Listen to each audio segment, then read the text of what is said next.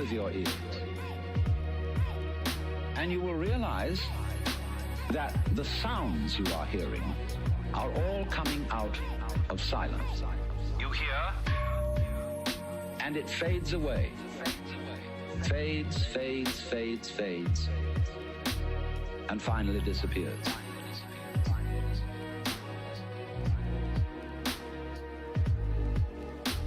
It's a curious world, this, isn't it? Because you hear all the realities in it. The sounds, suddenly coming out of nothing. You don't see any reason for them to begin. They just appear, and then they echo away through the corridors of the mind, which we call memory.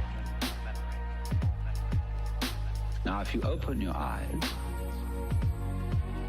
it's a little harder to see this with your eyes because, unlike sounds, the eyes sound static. Or rather, they look static. Everything looks still to your eyes.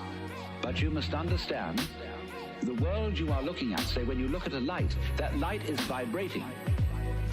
All material things are vibrations, and they are vibrating at you now in the same way as the sound is vibrating on your ears.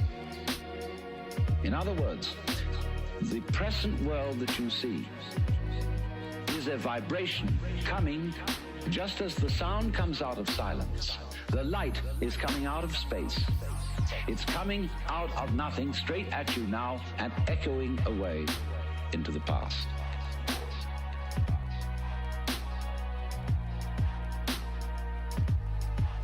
So the course of time is really very much like the course of a ship in the ocean.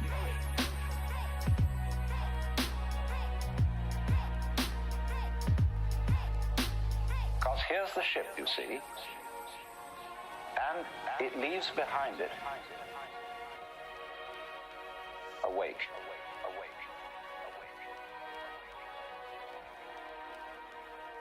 And the wake fades out, and that tells us where the ship has been, in just the same way as the past and our memory of the past tells us what we have done.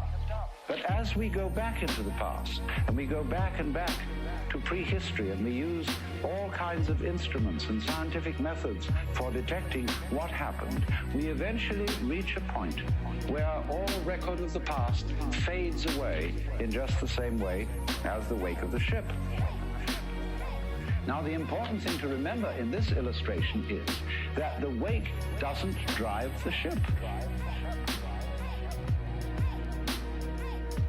any more than the tail wags the dog.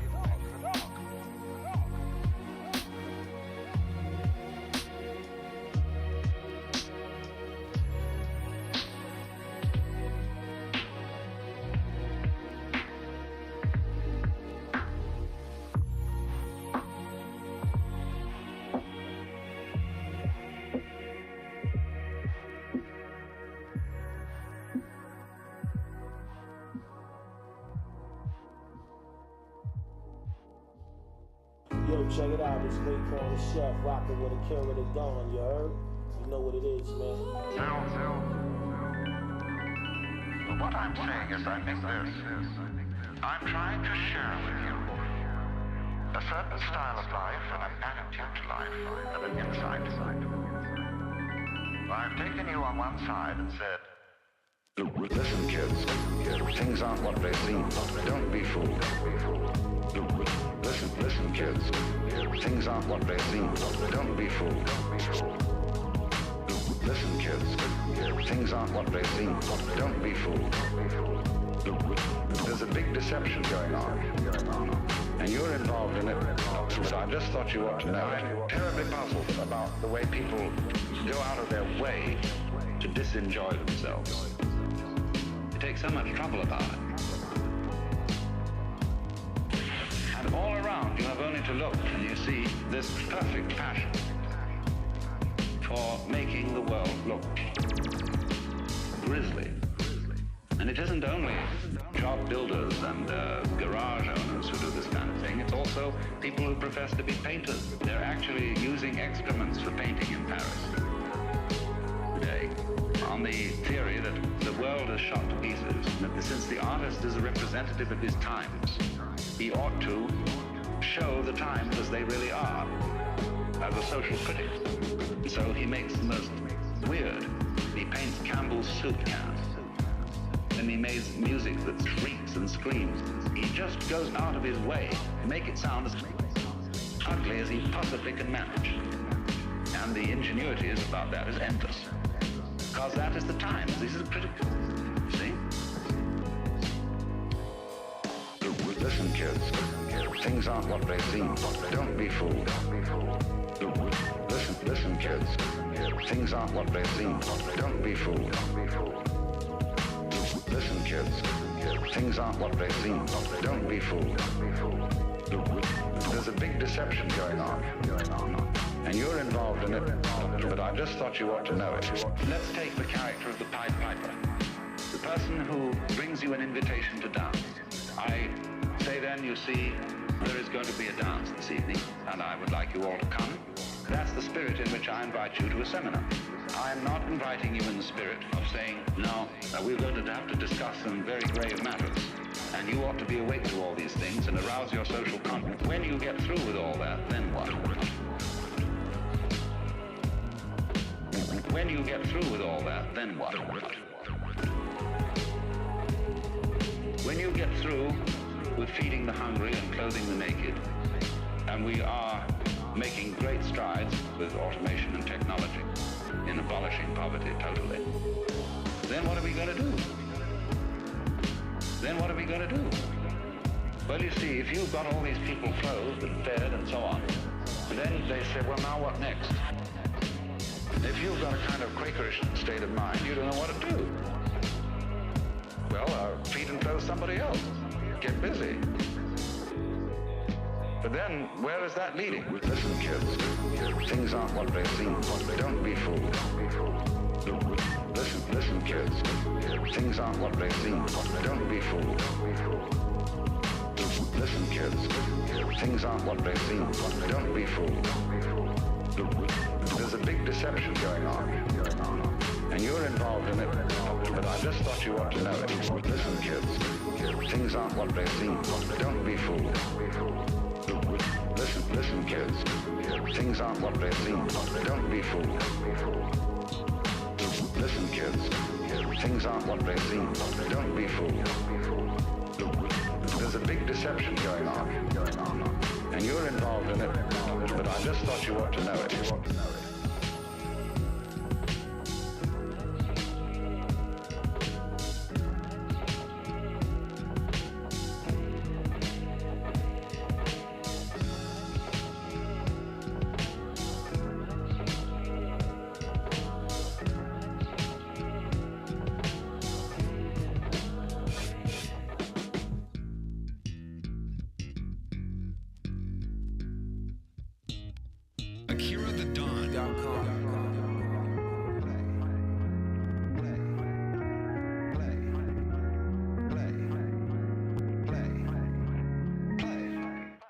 The self has thus the capacity to abandon itself, to forget itself, to hide from itself, and thus to make the most completely convincing illusion. But in play. And so the activity, the creative activity of the Godhead in Hindus is called Leela, which means play. Play. Our word lilt is related to it, I think. But so also in the book of Proverbs, you will find a discourse being given by the divine wisdom. The Lord possessed me in the beginning of his ways before his works of old. Its delight was to rejoice, the King James Bible says, in the presence of God and with the sons of men. But the Hebrew translated rejoice says play. Play. Play.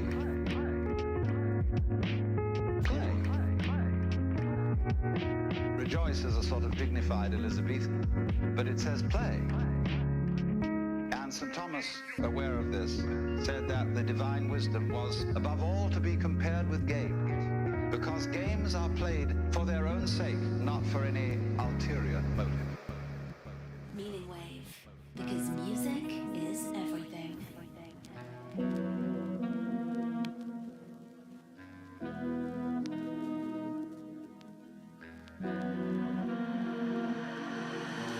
And so that is a nice little tangle. If I put this in the language of Oriental philosophy and religion, it would be something like this. The Buddha said that wisdom must come only from the abandonment of selfish craving or desire. The Buddha said that wisdom must come only from the abandonment of selfish craving or desire. One who abandons that desire attains nirvana, which is supreme peace, liberation. Nirvana means in Sanskrit, blow out. That is, exhale the breath. Exhale the breath. The opposite, desire, is to breathe in. Now, if you breathe in and hold it, you lose your breath. But if you breathe out, it comes back to you.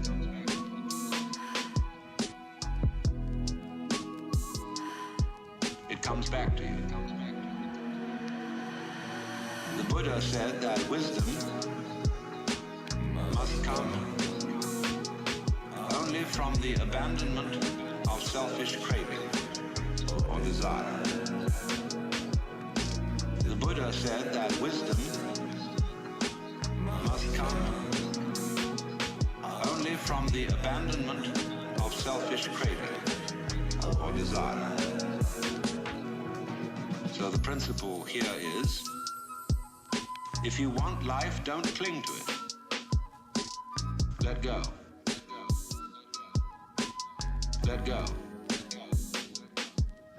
But the problem is, if I desire not to desire, is that not already desire? How can I desire not to desire?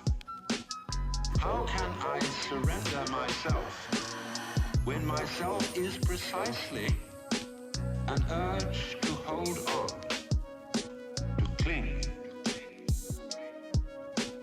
cling to life, to continue to survive.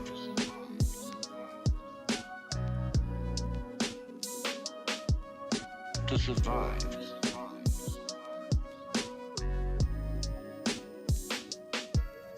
To survive. The Buddha said that wisdom must come only from the abandonment of selfish craving or desire. The Buddha said that wisdom must come only from the abandonment of selfish craving or desire. I can see rationally that by clinging to myself I may strangle myself. I may be like a person who has a bad habit, as a result of which he is committing suicide. And he knows that, but can't give it up, because the means of death are so sweet.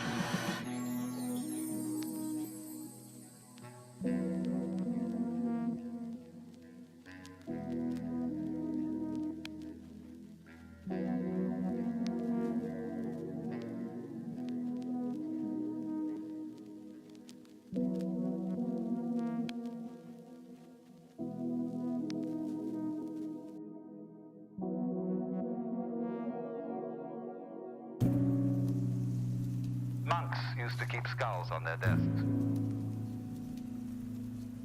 And people nowadays think that was very morbid. Everything's falling apart. So don't try and stop it. When you're falling off a precipice, it doesn't do you any good to hang on to a rock that's falling with you. See? Well, everything is doing that. And so, again, this is another case of our completely wasting our energy in trying to prevent the world from falling apart. Don't do it. Don't do it. Don't do it. And then you'll be able to do something interesting with the free energy. With the free energy. With the free energy. With the free energy. With the free energy. With the free energy. With the free energy. With the free energy. With the free energy. With the free energy. Don't do it. Don't do it. Don't do it. When the Hindu says everything is unreal, the Westerner reacts and says, no, you can't treat life as a dream. It's serious, it's real, it's for real. And what do you mean by that? And what do you mean by that? Well, how real do you want it to be? This is, in other words, everything, insofar as it's falling apart, everything is changing, it is like smoke. And we all feel that smoke has a lesser degree of reality than wood.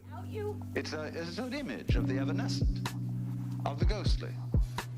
So there's this idea the whole world is this mirage. That doesn't mean it's a bad thing. It's only bad if you cling to it, if you try to lean on it. But if you don't lean on it, it's a grand illusion. So the word Maya means not only illusion, but it means art, it means magic, and it means creative power. So this is the big act. Don't do it. Don't do it. Don't do it. And then you'll be able to do something interesting with the free energy. With the free energy. With the free energy. Don't do it. And it's perhaps easier to feel the world in that way in a tropical country where death is very common and where you just watch things dissolve before your eyes and yet burst out and grow again. The whole world is changing. Maybe easier to think that way than in our environment. Although when you're out in California, the human landscape changes so fast that no town is the same for 2 years. Any mailing list that you have changes 1/3 addresses per annum. Nothing stays put. The hills are shadows and they flow from form to form and nothing stands.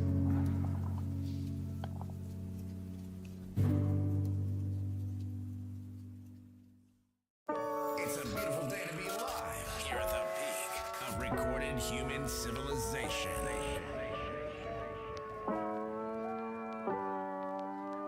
Akira. He's got clout. And what seems a good thing today turns out tomorrow to have been a disaster. What seemed in the moral and spiritual sphere too, like great virtues in times past, are easily seen today as hideous evil. Let's take, for example, the Inquisition. In its own day, among Catholics, the Holy Inquisition was regarded as we today regard the practice of psychiatry. You see, you feel that in curing a person of cancer, almost anything is justified. The most complex operation, the most weird surgery, people suspended for days and days on end on the end of tubes with X-ray penetration, burning, people undergoing shock treatment, people locked in the colorless, monotonous corridors of mental institutions. In all good faith, they knew that witchcraft and heresy were terrible things. Awful plagues, imperiling people's souls forever and ever. So any means were justified to cure people of heresy. We don't change. We don't change. We're doing the same thing today, but under different names. We don't change. We're doing the same thing today, but under different names. We can look back at those people and see how evil that was. But we can't see it in ourselves. So therefore, beware of virtue.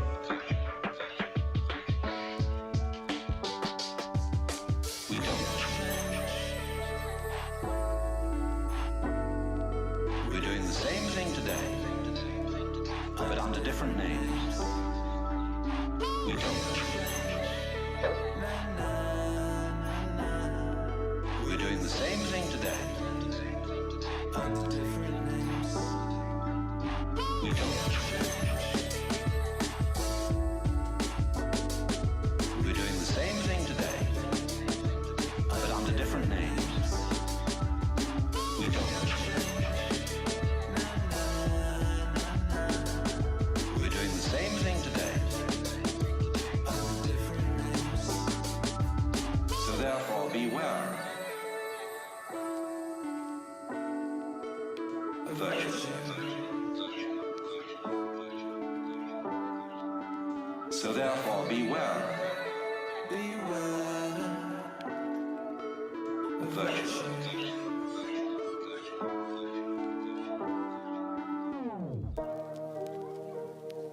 This is Source Wave Radio by Akira the Dawn. You are listening to Lush Vibes.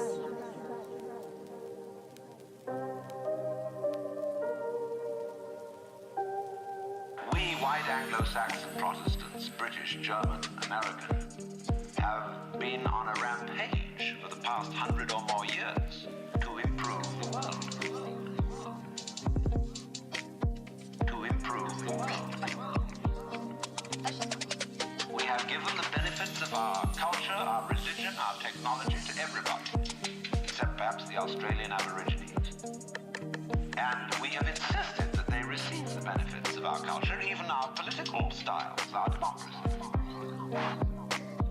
You better be democratic, or we shoot. And having conferred these blessings all over the place, we wonder why everybody hates us. See, because sometimes doing good to others, and even doing good to oneself, is amazingly destructive. Because it's full of conceit.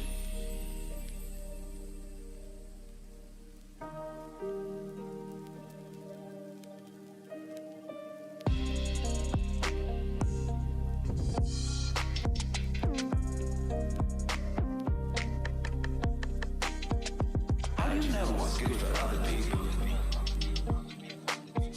How do you know what's good for you? If you say you want to improve, you ought to know what's good for you. But obviously you don't. Because if you did, you would be improved. How do you know what's good for other people? How do you know what's good for you? If you say you want to improve, you ought to know what's good for you. But obviously you don't. Because if you did, you would be improved. So we don't know. It's like the problem of geneticists, which they face today. I went to a meeting of geneticists not so long ago where they gathered in a group of philosophers and theologians and said, now look here, we need help. We now are on the verge of figuring out how to breed any kind of human character we would want to have. We can give you saints, philosophers, scientists, great politicians, anything you want. Just tell us. What kind of human being you want me to be? So, I said, how will those of us who are genetically unregenerate make up our minds what genetically generate people might be? Because I'm afraid very much that our selection of virtues may not work. It may be like, for example, this new kind of high-yield grain, which is becoming ecologically destructive. When we interfere with the processes of nature and breed efficient plants and efficient animals, there's always some way in which we have to pay for it. And I can well see that eugenically produced human beings might be dreadful. We could have a plague of virtuous people. You realize that? Do you realize that? Any animal considered in itself is virtuous, does its thing, but in crowds they're awful. Like a crowd of ants or locusts on the rampage. They're all perfectly good animals, but it's just too much.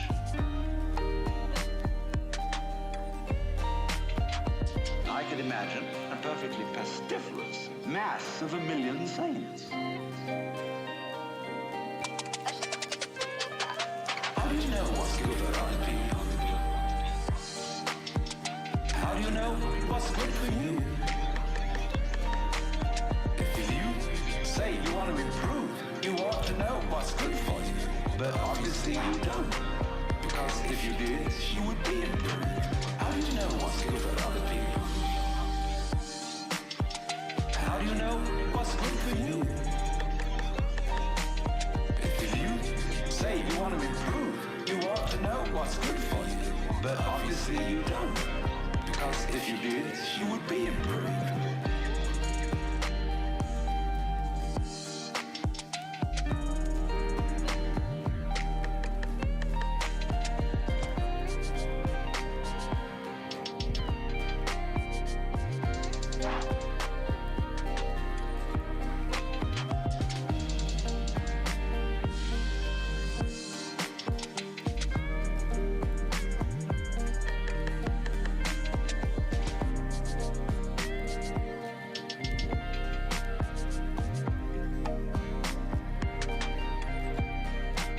So I said to these people, look, there's the only thing you can do.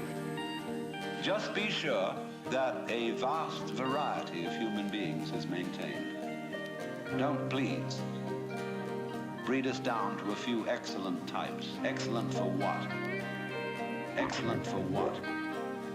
We never know how circumstances are going to change and how our need for different kinds of people changes.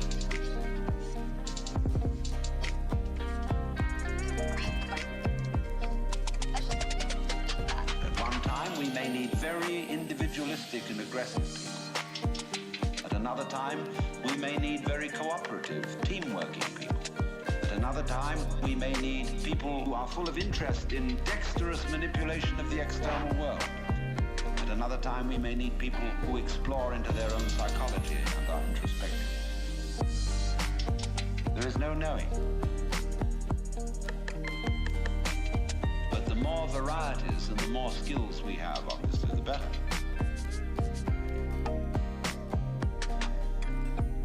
So you see, here again, the problem comes out in genetics. We do not really know how to interfere with the way the world is.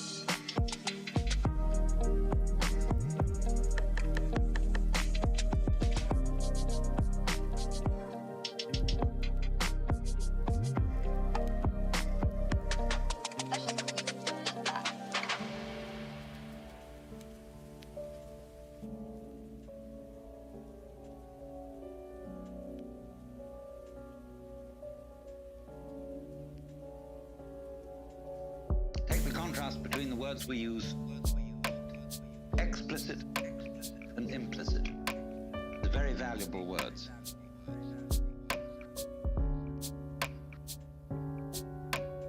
What is explicit? What's on the outside? Let's say how we come on publicly. Explicitly, we are thus and so.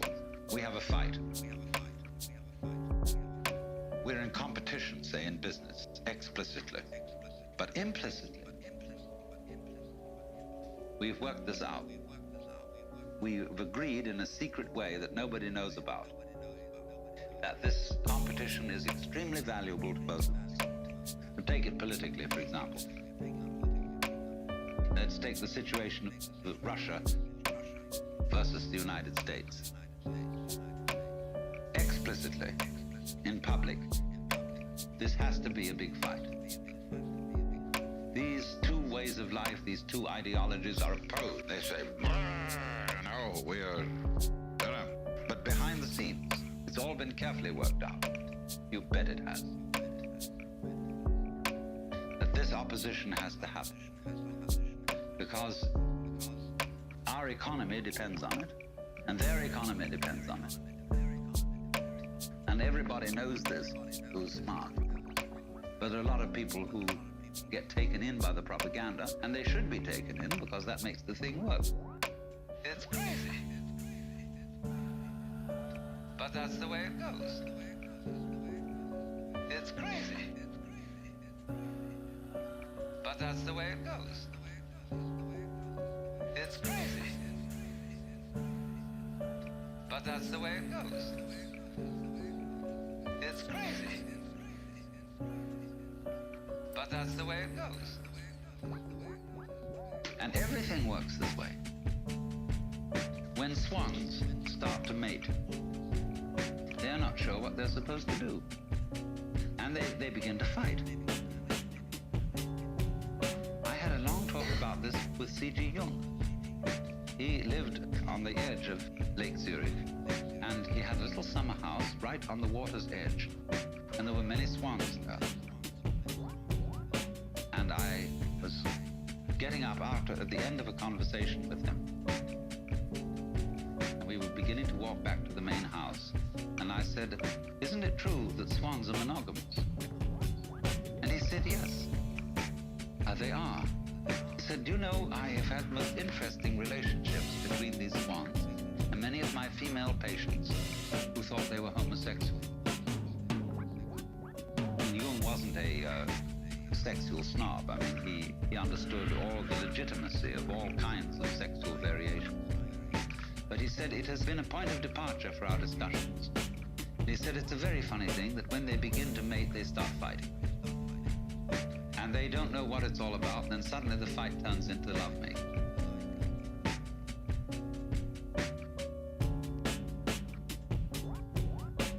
So that's what I mean. Underneath opposition, there is love. Underneath duality, there's unity. The Tweedledum and Tweedledee agreed.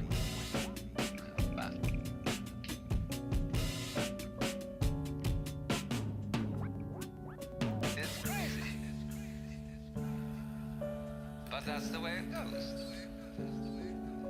It's crazy. But that's the way it goes. It's crazy. But that's the way it goes. It's crazy. But that's the way it goes. See, here's that weaving principle. The things hold together by over, under, over, over, under, over, under.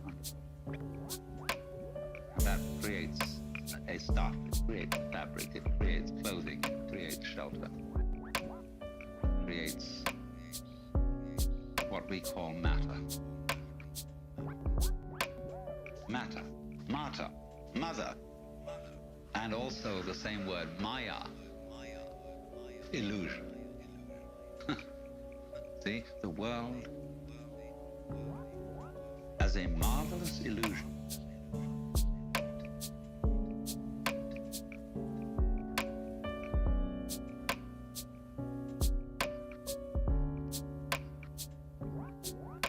It's crazy, but that's the way it goes. It's crazy, but that's the way it goes. It's crazy, but that's the way it goes. It's crazy, but that's the way it goes. It's crazy, but that's the way it goes. It's crazy, but that's the way it goes. It's crazy, but that's the way it goes. It's crazy, that's the way it goes. A marvelous illusion.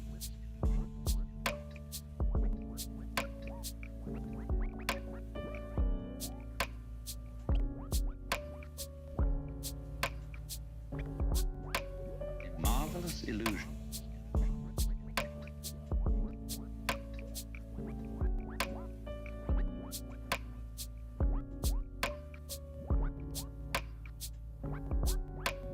A marvelous illusion.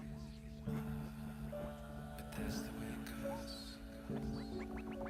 It's crazy, but that's the way it goes. A marvelous illusion. But that's the way it goes. It's crazy, that's the way it goes.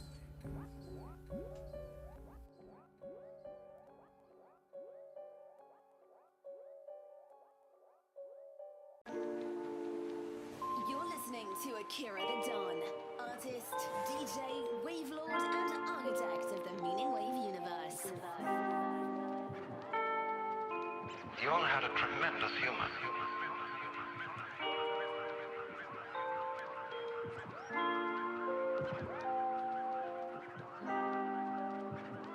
And he knew that nobody can be completely honest.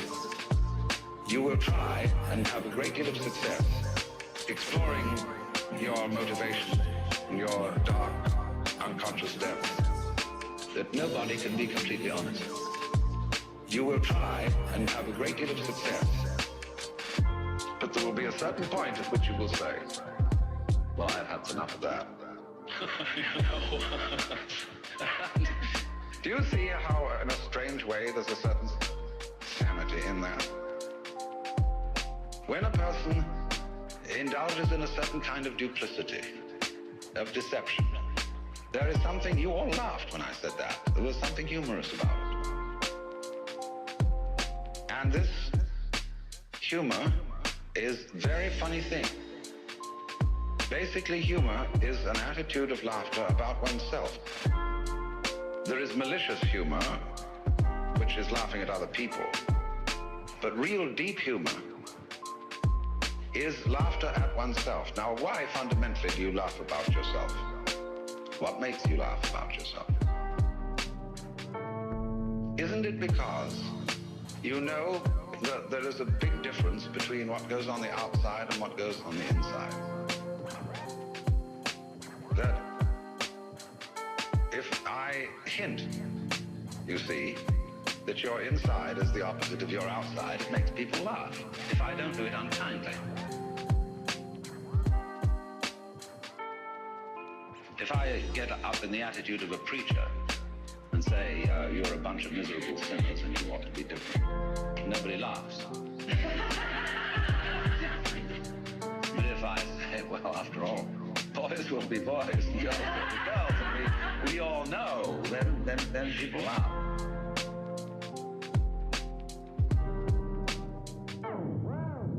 Nobody can be completely honest. You will try and have a great deal of success exploring your motivation and your dark, unconscious depths. That nobody can be completely honest. You will try and have a great deal of success, but there will be a certain point at which you will say, well, I've had enough of that. Now, you see, what's happening when we do that? Now, I passed you around a lot of embroidery to look at before we started. And I'm perfectly sure that you got the point. That there's a big difference between the front and the back. In some forms of embroidery, the back is very different from the front because people take shortcuts. In the front, everything is orderly, and it is supposed to be kind of messy on the back side. See, which side will you wear? You've got to be sure you get the front in front, have the back in the back. The back has all the little tricks in it, all the shortcuts, all the lowdown that people don't acknowledge. And it's exactly the same with the way we live. You know, like sweeping the dust under the carpet in a hurry just before the guests come. I mean, we do ever so many things like that. And if you don't do it, if you don't think you do it, and you think, well, really, my embroidery is the same on both sides, see? Well, you're deceiving yourself. Because what you're doing is you're taking the shortcuts in another dimension, which you're keeping out of consciousness. Everybody takes the shortcuts. Everybody plays tricks. Everybody has in himself an element of duplicity, of deception. Because you see, from this point of view that I'm discussing, where the web is the trap, to be is to deceive. Nobody can be completely honest. You will try and have a great deal of success exploring your motivation, your dark, unconscious depths, that nobody can be completely honest. You will try and have a great deal of success, but there will be a certain point at which you will say, well, I've had enough of that.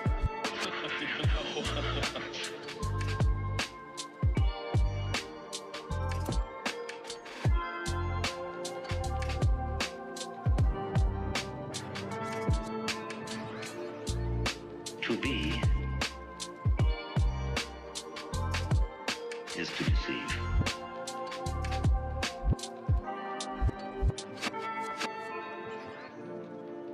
To be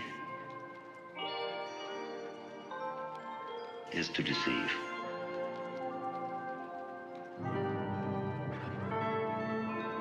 Hi, David Hasselhoff, alias The Hoff. You're listening to Akira the Dog. Stay tuned.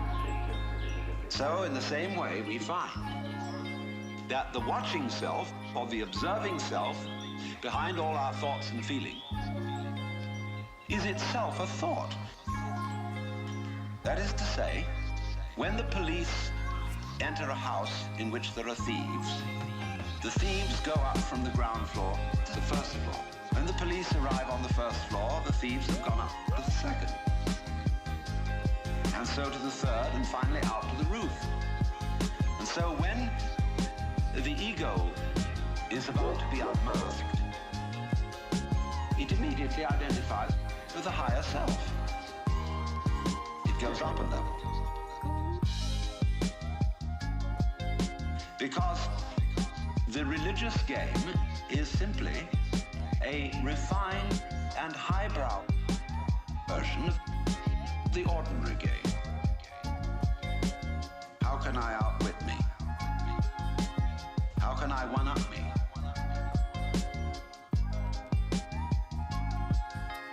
So, if I find, for example, that in the quest for pleasure, the ordinary pleasures of the world, food, sex, power, food, sex, power, all this becomes a drag. And I think, no, it isn't there. So I go in for the arts, literature, poetry, music. And I absorb myself in those pleasures. Food, sex, power. And I absorb myself in literature, poetry, music, those pleasures. Food, sex, power. And I absorb myself in literature, poetry, music. Food, sex, power. Literature, poetry, music. Food, sex,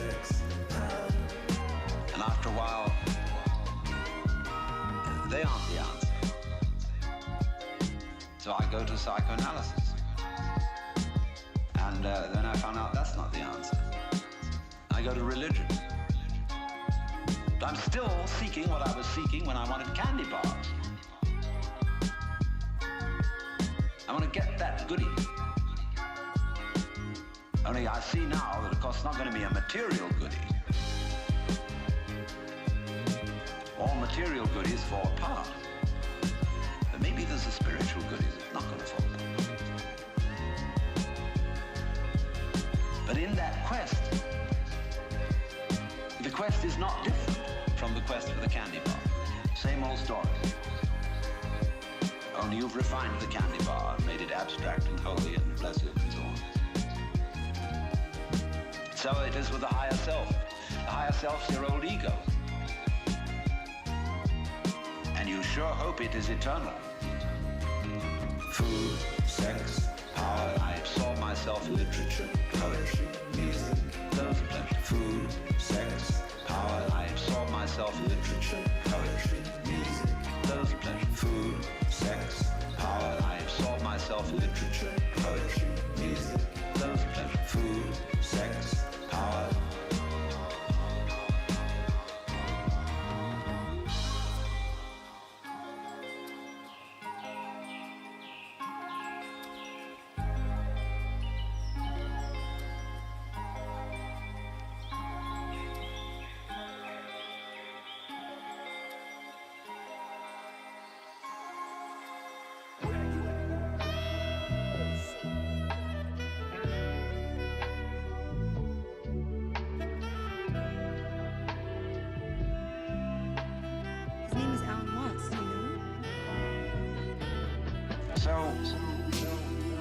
Instead, therefore, if we see that you can't outwit yourself, you can't be unself-conscious on purpose, you can't be designedly spontaneous, and you cannot be genuinely loving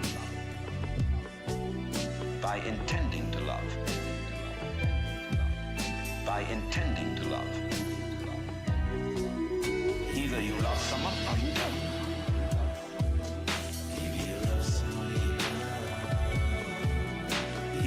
Someone, no, you don't.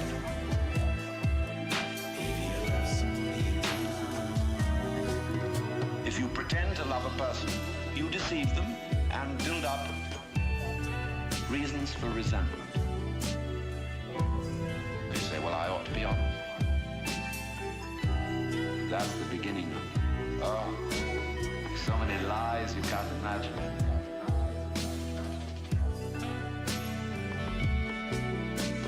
So many lies you can't imagine.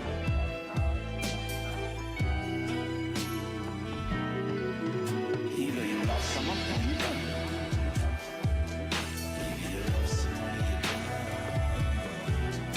Either you love someone or you don't.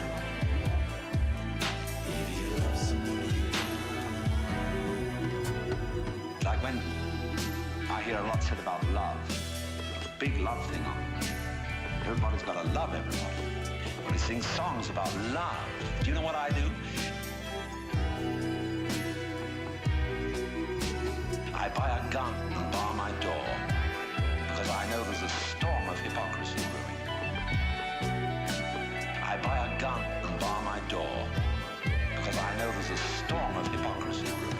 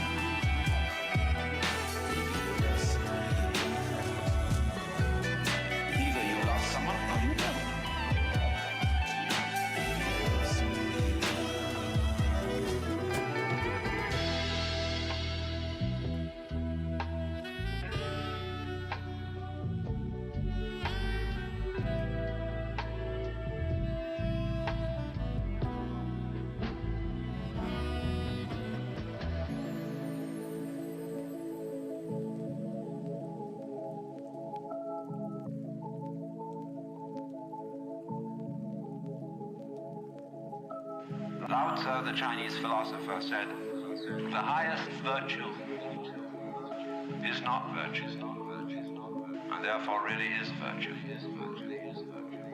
But inferior virtue cannot let go of being virtue, and therefore is not virtue." Translated in more of a periphrastic way, the highest virtue is not conscious of itself as virtue, and therefore really is virtue. The highest virtue is not conscious of itself as virtue, and therefore really is virtue. Lower virtue is so self-conscious that it's not virtue. That it's not virtue.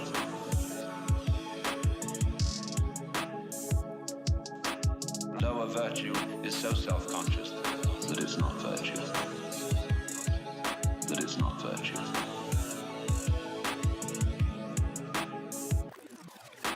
In other words, when you breathe, you don't congratulate yourself on being virtue. But breathing is a great virtue. It's living. It's living.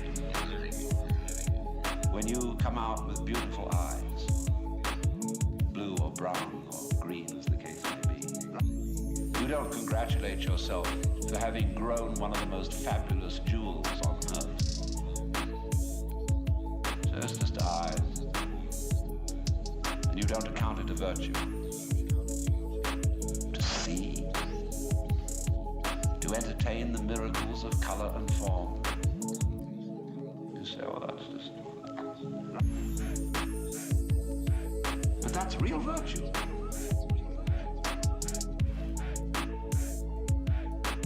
Real virtue.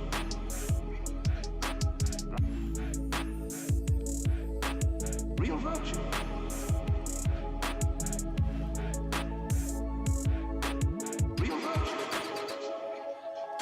The highest virtue is not conscious of itself as virtue, and therefore really is virtue. The highest virtue is not conscious of itself as virtue, and therefore really is virtue. Lower virtue is so self-conscious that it's not virtue. That it's not virtue.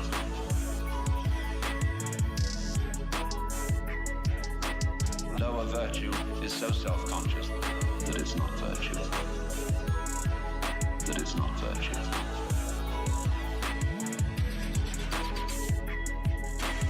Virtue in the sense, the old sense of the word, is strength.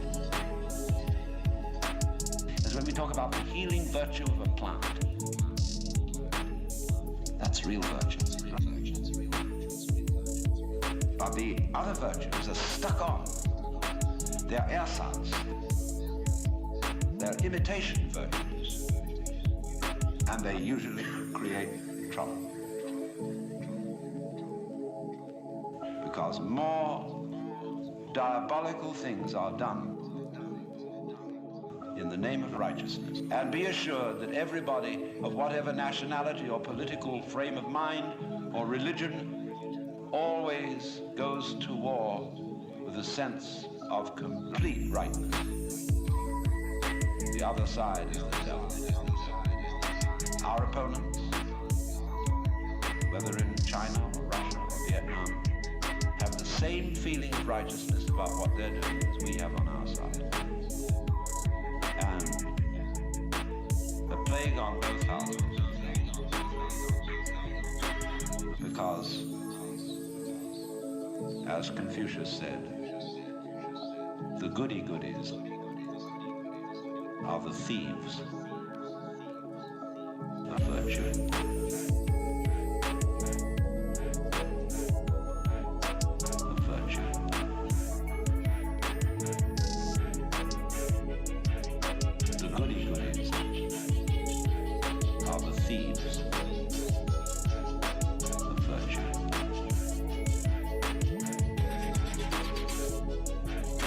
The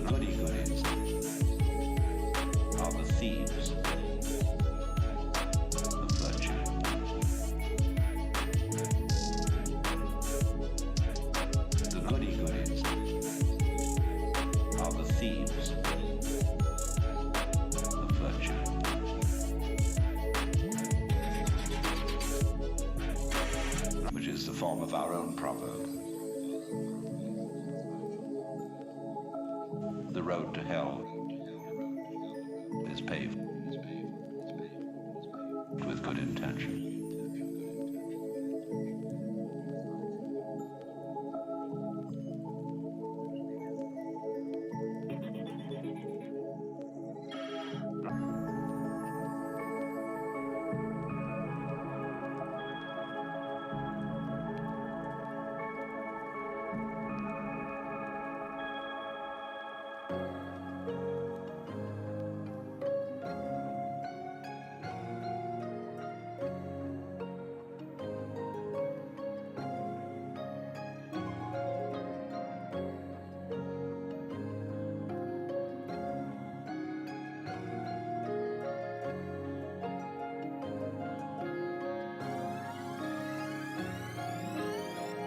Grace. Well, ask God, maybe he'll give it to you. And the theologian will tell you, yes, God gives his grace freely. He gives it to all because he loves all. It's here like the air. All you have to do is receive it. Or a more orthodox, a Catholic Christian would say, all you have to do is to be baptized, to take the holy sacrament of the altar, the bread and wine, the body and blood of Christ, and there is the grace right there. And it's given by these simple physical means so that it's very easily and readily available. Well, a lot of people got baptized,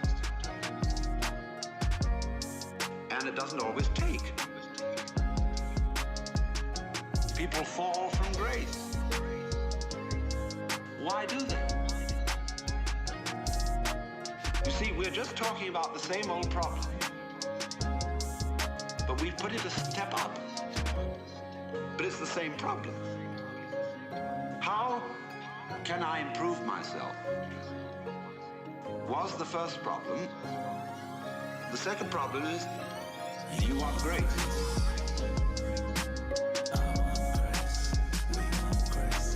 Do you want grace?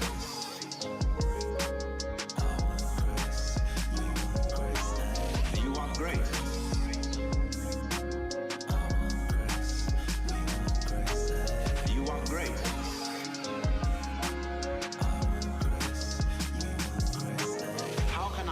Grace. They're both the same problem. Because you got to make a move, which will put yourself out of your own control into the control of a better. If you don't believe in the Christian kind of a God, you can believe in the Hindu kind of a God, who is your inner self. You see, you've got a lower self, which you can call your ego. That's that little scoundrelous fellow, always out for me. But behind the ego, there is the Atman, the inner self,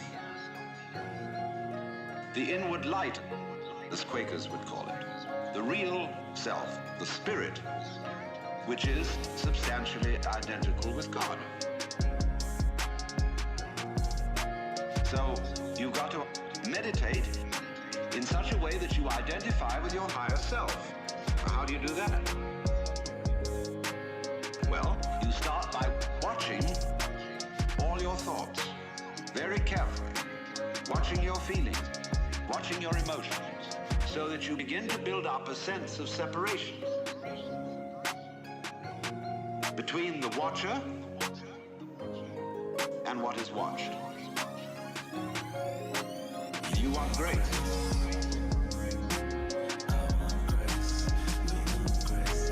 Do you want grace?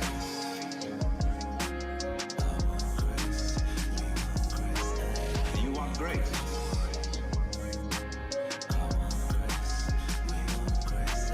Do you want grace?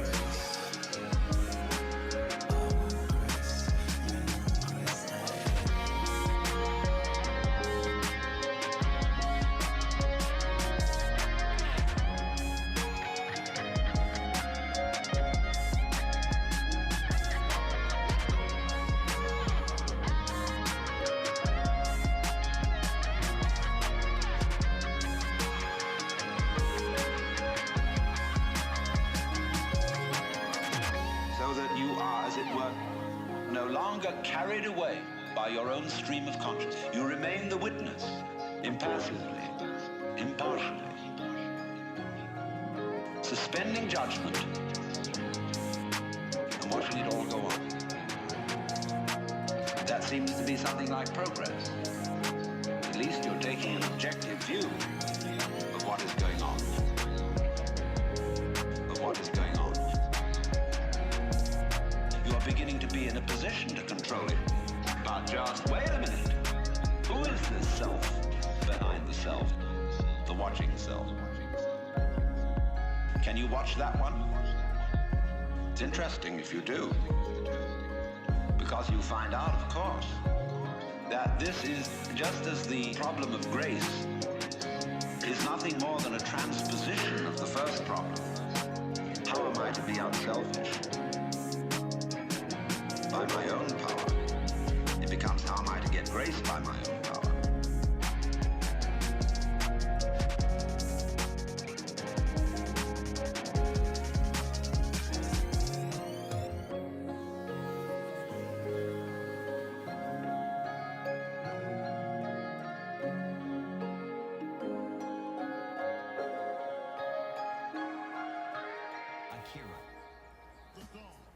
He's got clout.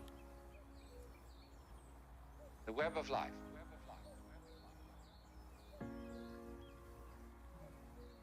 Let me try from the first to indicate the point that we're aiming at.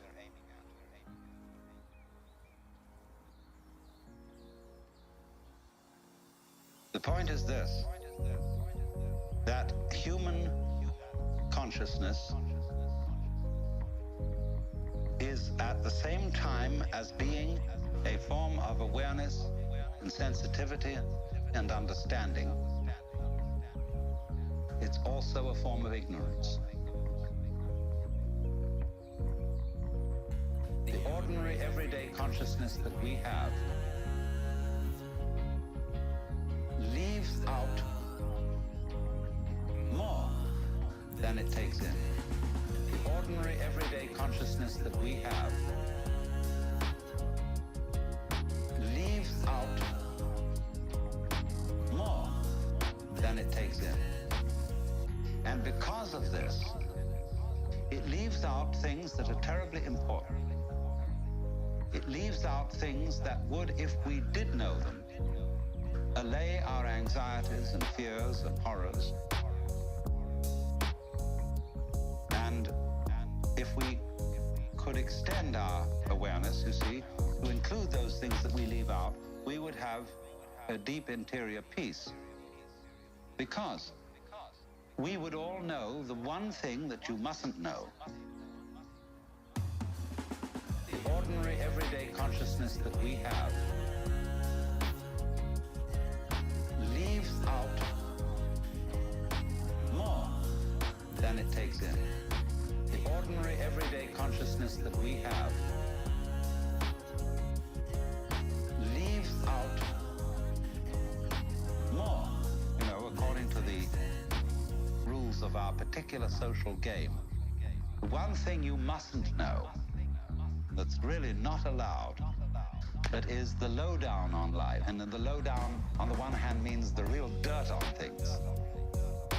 But the lowdown is also what is profound, what is mysterious, what is in the depths. And there's something left out. And our everyday consciousness screens this out in the same way that when you say you have weaving, you have, say, on this rug here in front of us, when the black finishes here, the black threads will go underneath and then appear again over here, then they'll go underneath the white and then they'll appear again over here, so that the back will be the obverse pattern of the front. Now, the world is like that. The ordinary everyday consciousness that we have leaves out more than it takes in. The ordinary everyday consciousness that we have leaves out more. Our They pick out certain things. They're receptive. For example, we have a small band, what you might call a spectrum of light, of sound, of tactile sensation, and so on, to which the human organism is sensitive. But we know that outside that small band, there is a huge range of vibrations to which we have built instruments that are sensitive. Things like cosmic rays, ultraviolet rays, gamma rays, hard X-rays, and so on. They're all outside the band of our spectrum. And obviously, there are things that are outside the range of our instruments. We may build new instruments someday which will evoke, bring into our consciousness other orders of vibration altogether, but yet, as yet, we don't know about. So you could imagine, you see, the universe is a vast system of vibrations and has infinite possibilities. The ordinary, everyday consciousness that we have leaves out more than it takes in. The ordinary, everyday consciousness that we have leaves out more than it takes in. The ordinary, everyday consciousness that we have leaves out more than it takes in. The ordinary, everyday consciousness that we have leaves out more than it takes in. The ordinary, everyday consciousness that we have leaves out more than it takes in. The ordinary, everyday consciousness that we have leaves out more than it takes in.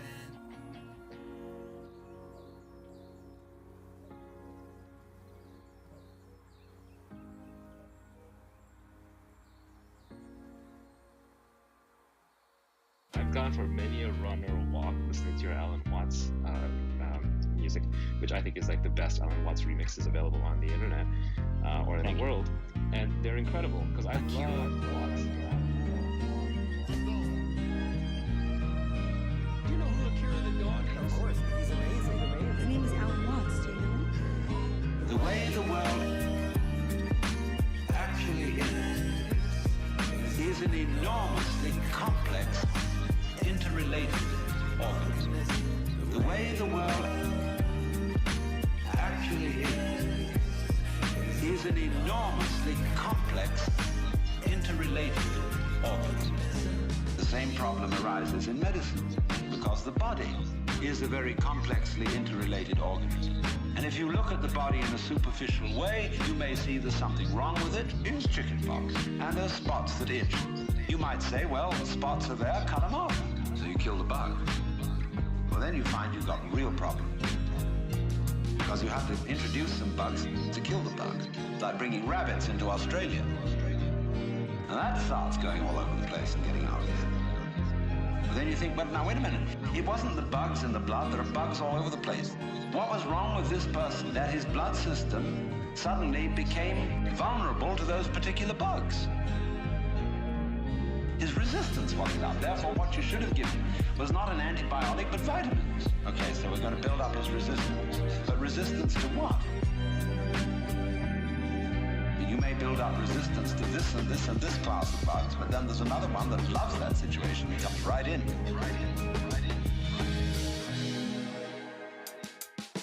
The way the world actually is an enormously complex, interrelated organism.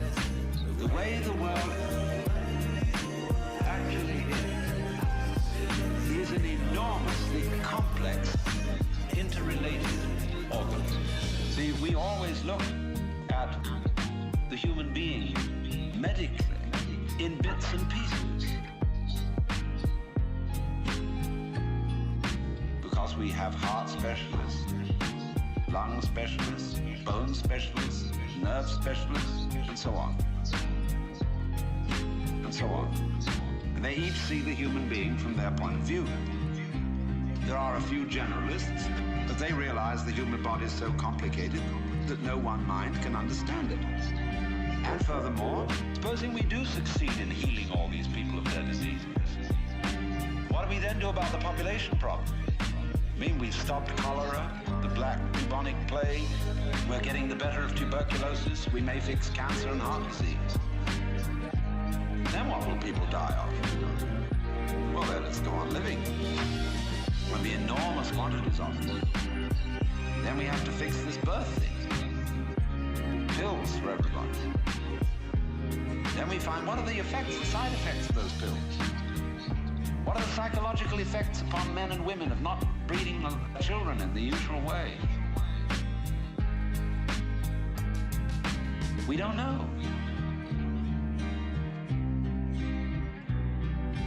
We don't know. We don't know. We don't know. We don't know. We don't know.